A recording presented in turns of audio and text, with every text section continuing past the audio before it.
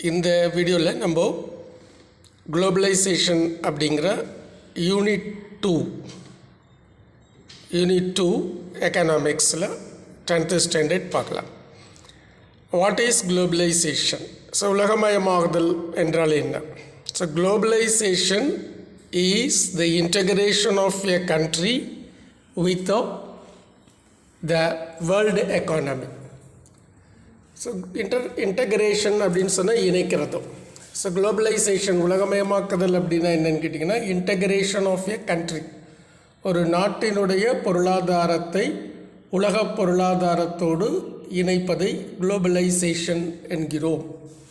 சரியா? அது பாருங்கள், globalisation is the integration of a country with the world economy. Basically, globalization signifies a process of internationalization plus liberalization. So இது ஒரு process. குளோபலைசேஷனுங்கிறது அடிப்படையில் ஒரு process. இன்டர்நேஷ்னலைசேஷன் அப்படின்னு சொன்னாக்கா சர்வதேசமயமாக்குதல். லிபரலைசேஷன் சொன்னால் தாராளமயமாக்குதல்.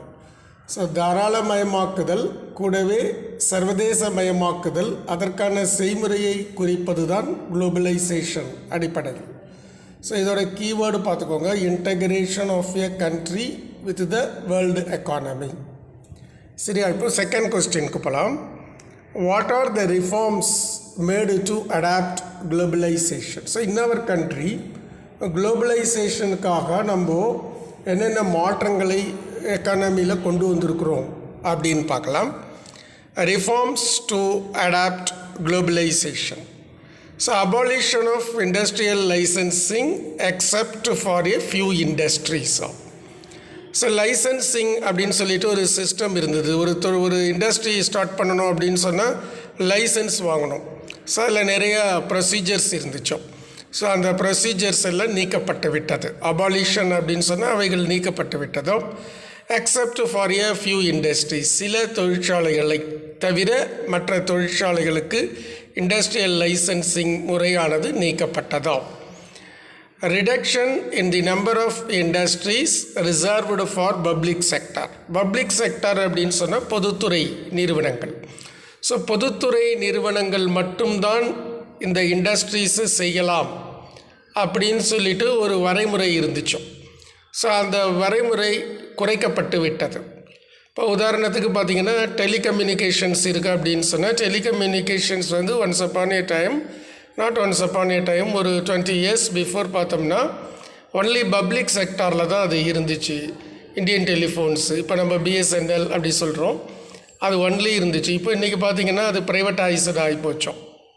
ஸோ அது மாதிரி எலக்ட்ரிசிட்டி ஜெனரேஷன், அதே மாதிரி பார்த்திங்கனாக்கா இந்த இதெல்லாம் பார்க்குறீங்கல்ல டெலிவிஷன், அது முதல்ல தூர்தர்ஷன் மட்டும்தான் இருந்துச்சோ, இன்றைக்கி எக்கச்சக்க சேனல்ஸ் இருக்குது. ஸோ அந்த இண்டஸ்ட்ரீஸ் அது வந்து அரசாங்கத்திற்காக என்று ஒதுக்கி வைக்கப்பட்டிருந்த துறைகளின் அந்த தொழிற்சாலைகளின் எண்ணிக்கை குறைக்கப்பட்டு விட்டது.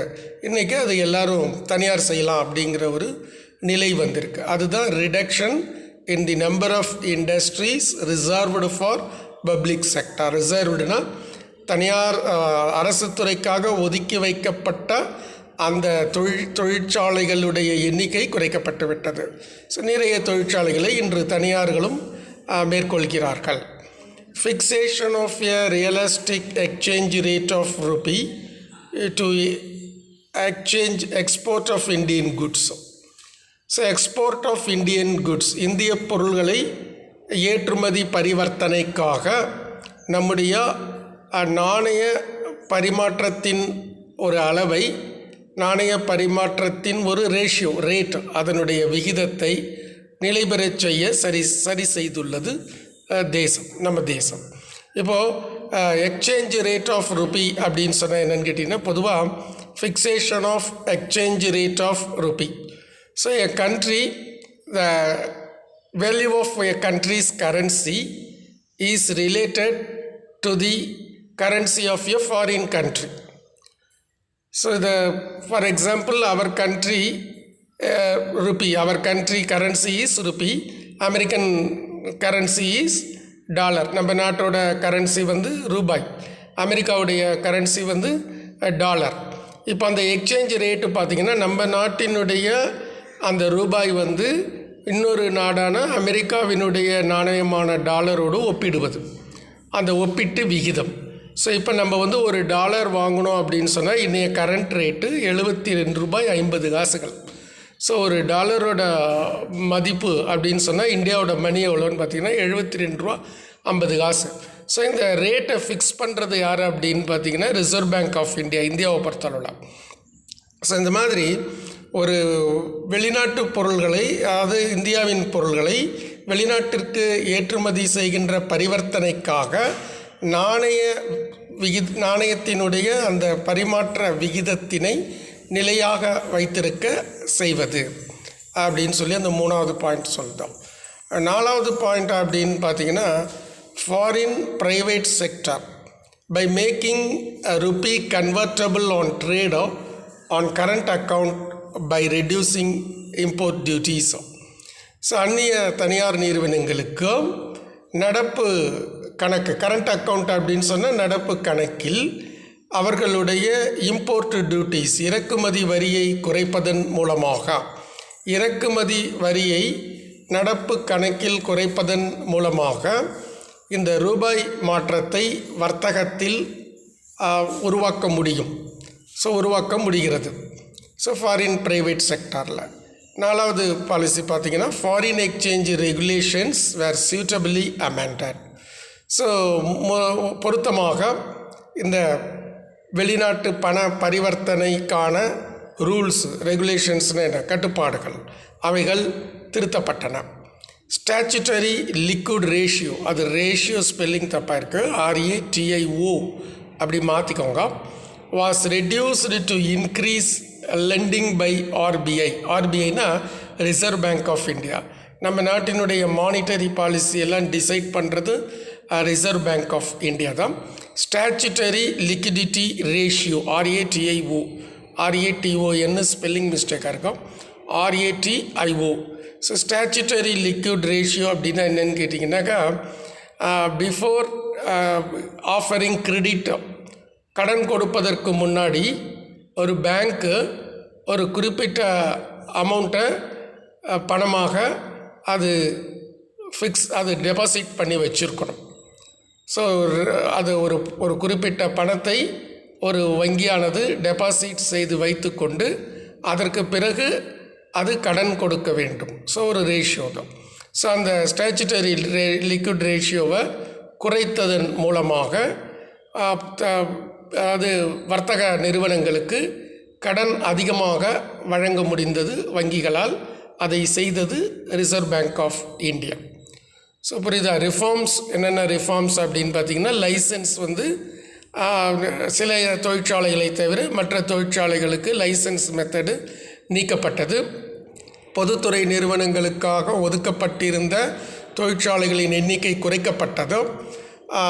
இந்தியாவின் பொருட்களை வெளிநாடுகளுக்கு ஏற்றுமதி செய்வதற்காக அந்த பண பரிவர்த்தனை, ஒரு நாட்டின் பணமும் மற்றொரு நாட்டினுடைய பணத்திற்கும் ஆன அந்த மதிப்பு சரி செய்யப்பட்டது.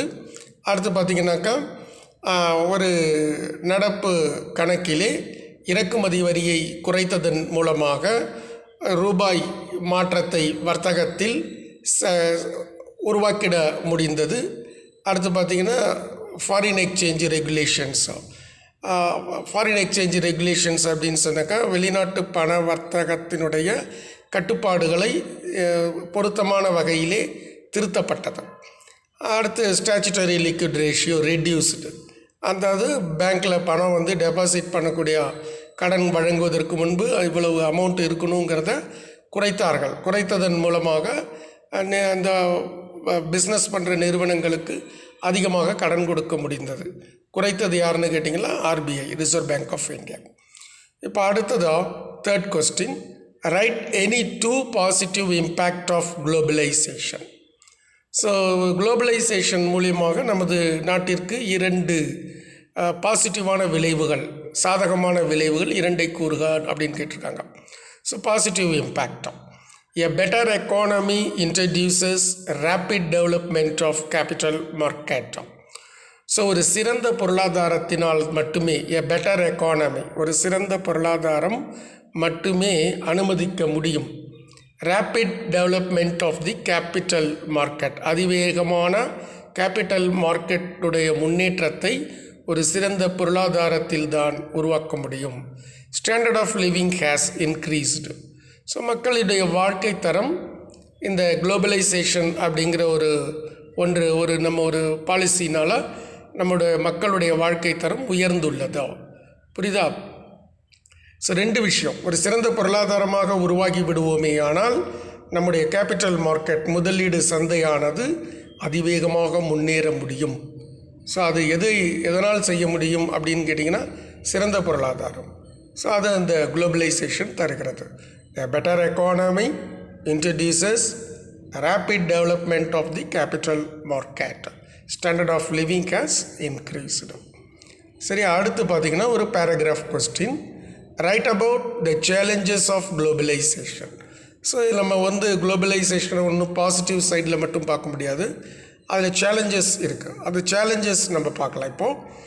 த benefits of globalisation extend to all countries that will not happen automatically.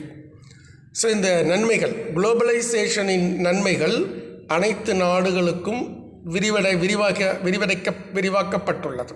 So எல்லா நாடுகளுக்கும் அதனுடைய குளோபலைசேஷனுடைய பெனிஃபிட்ஸு கிடைக்கிறதுங்கிறது நம்ம குளோபலைசேஷன் ஆகிட்டால் மட்டும் தானாகவே கிடைத்து விடாது, ஆட்டோமேட்டிக்காக நிகழ்ந்து விடாது. பெனிஃபிட்ஸ் குளோபலைசேஷனை நம்ம அடாப்ட் பண்ணக்கூட அதனுடைய பெனிஃபிட்ஸ் ஆட்டோமேட்டிக்காக நிகழாது. So it will not happen automatically, தாமாகவே நிகழாது. அது ஒரு challenge. So benefits of globalisation extend to all countries. எல்லா நாடுகளுக்கும் இந்த குளோபலைசேஷனுடைய நன்மைகள், the benefit of globalisation extend to all countries that will not happen automatically, தாமாகவே நிகழாது. த ஃபியர், அதில் ஒரு அச்சம் இருக்கா, that globalization leads to instability in the developing world. So developed வேர்ல்டுன்னு ஒன்று இருக்குது, டெவலப்பிங் வேர்ல்டுன்னு ஒன்று இருக்குது. டெவலப்பிங் வேர்ல்டு அப்படின்னு சொன்னால் முன்னேறும் நாடுகள். India is a developing world. So இந்த டெவலப்பிங் கண்ட்ரியில் ஒரு இன்ஸ்டெபிலிட்டி, நிலையற்ற தன்மைக்கு வழிவகுத்து விடும் இந்த குளோபலைசேஷன் என்றொரு அச்சம். ஸோ ஒரு அச்சம், என்ன அச்சம்னா த குளோபலைசேஷன் லீட்ஸ் அப்படின்னா வழிகாட்டுதல். த குளோபலைசேஷன் லீட்ஸ் எதுக்கு? இன்ஸ்டெபிலிட்டி, நிலையற்ற தன்மைக்கு. எங்கே? In the developing world. The fear that globalisation leads to instability in the developing world. அடுத்து பார்த்திங்கன்னா காம்படிஷன் வந்துடும், குளோபல் காம்படிஷன். ஸோ முதல்ல நம்ம காம்படிஷனோடைய இது எக்ஸ்டென்ஷன் ஆகிடும். ஸோ உலகத்தில் உள்ள அனைத்து நிறுவனங்களோடும் நாம் மோத வேண்டும். The increased global competition. So competition அதிகமாகுதுன்னா ப்ரைஸ் குறைக்கணும், காஸ்ட்டை குறைச்சா தான் நம்ம சேல் ப்ரைஸை குறைக்க முடியும். ஸோ அப்போ நம்ம என்ன செய்வாங்க அப்படின்னு பார்த்தா, will lead to bottom in wages. வேஜஸ்னால் சம்பளம் அடிமட்ட லெவலில் சம்பளம் கொடுப்பாங்க. ஏன்னா அப்போ தான் ப்ரொடக்ஷன் காஸ்ட் குறைக்க முடியும். ஸோ லேபருக்கு கொடுக்குற அந்த சேல்ரி அதில் ஒரு கட்டு இருக்கும். லேபர் ரைட்ஸ், அந்த வேலை பண்ணுறவங்களுடைய உரிமைகள். ஸோ பணியாளர்களுடைய உரிமை என்னென்னா 8 hours duty, Saturday Sunday leave. So இதிலலாம் கை வைப்பாங்க. நீ இன்னொரு 4 hours கூட ஒர்க் பண்ண, நான் உனக்கு ஒரு ஓட்டி தர்றேன், இல்லை ஏதாச்சும் அது போல் லேபர் ரைட் கொஞ்சம் பாதிக்கப்படும். அடுத்து எம்ப்ளாய்மெண்ட் ப்ராக்டிஸ், அதாவது நம்ம வேலை பண்ணுற அந்த முறைகள். ஸோ அவைகள் எல்லாம் கொஞ்சம் பாதிக்கப்படும். அப்போ தான் அவங்க எதனால் அப்படின்னா competition is in global level. So போட்டியானது உலக அளவிலே இருக்கும்போது இம்மாதிரியான நிகழ்வுகள் இருக்கலாம்.